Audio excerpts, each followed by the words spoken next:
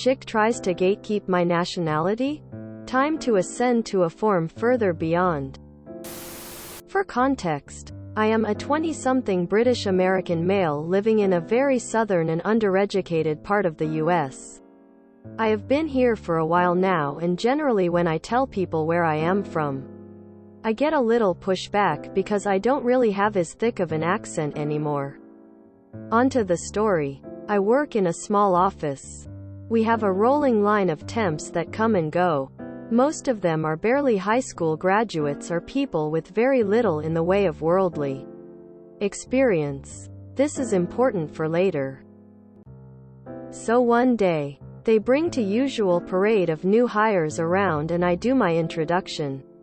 Hi, I am Op. I am one of the recruiters here at Company X. I am married with 2 dogs and I am originally from the UK. Normally, this is just a throwaway line that I use as an icebreaker and it normally rolls right off. Until this one wonderful young woman pipes up. You don't sound British. She, of course, left out the T very purposefully. Me. Sorry love. Forgot the coat and tails at home. I say as I drink my Twinings. The group kind of laughed it off and I figured it was a pretty open and shut deal. Nope. A couple of days later, word gets around that this chick has been telling a bunch of people that I'm not British and that I'm lying for clout. She said that I don't even sound British and that she is dating a British guy and knows how they act. So, rather than be a mature adult, I do the very British thing of malicious compliance. I need an intern to bring me some tea? Would you mind climbing the apple and pears and pouring me a cup of Rosie Lee? Quote, I started wearing 3-piece suits, a pocket watch and a monocle I found at a thrift shop. I went Super Saiyan 3 British. Obviously about 3 hours into the first day. My boss wants to know what is up. I tell her and she finds it so hilarious that she assigns that intern to me for the rest of the day. I kept using odd British rhyming phrases and sayings and she would have to keep asking me to speak normal. I would reply, but I thought you know how us British people act. She quickly realized her error and we've been cordial ever since. Nowadays, I keep my old red passport in my desk drawer just in case someone pulls that stunt again.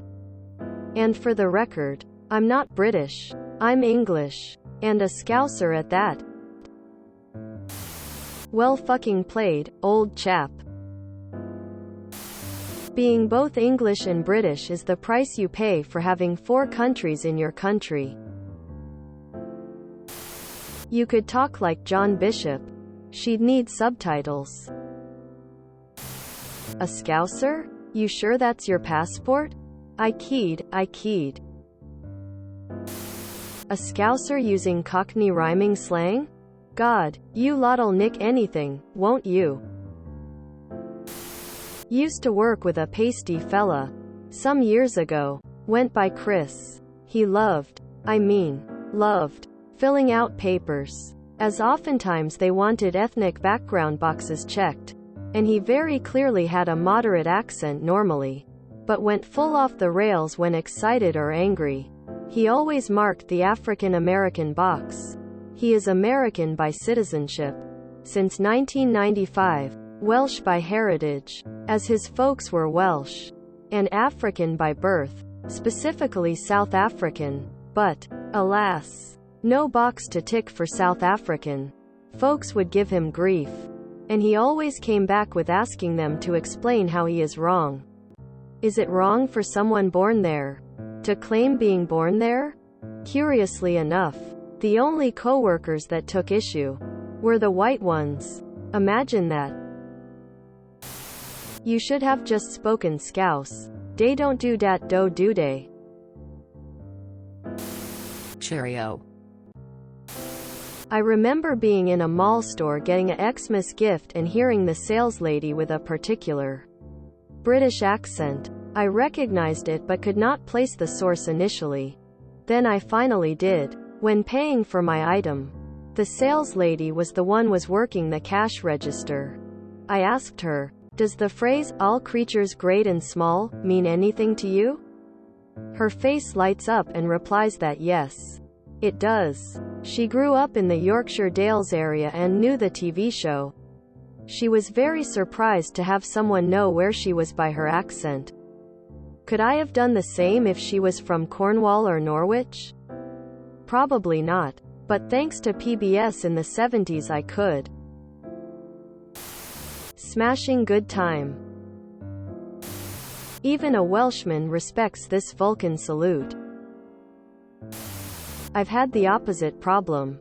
I'm from a very southern part of the US.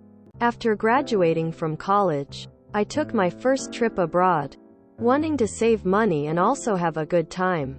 I stayed in hostels. Most of the other people were Australian, British, or spoke British English. 3 weeks in, a couple of lads, English, showed up at the hostel.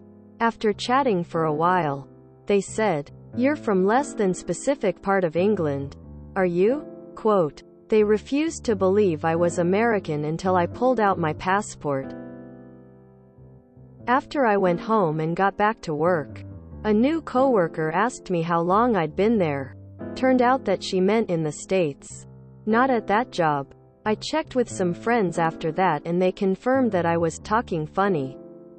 Apparently, I had unknowingly and unintentionally developed a rather convincing regional English accent during the trip that took a week or so to go away. I think the thing I loved the most is the rhyming slang. As an Aussie, we like a bit of that too. Upvote for being a Scouser. As a Southern American whose bestie is a member of the Commonwealth, I salute you. That is freaking hilarious. I am married with 2 dogs. Just wait until she starts in on your canine polygamy. Dude, put on a thick Scouse accent and they won't be able to understand you. Like someone else said, do a John Bishop. Pip pip you scally. I went Super Saiyan 3 British less than 3. Hilarity ensues. I love it. If you enjoyed this video, please check out our playlists full of similar content. Epicaricast is like doom scrolling for your ears. Please like, share, and subscribe.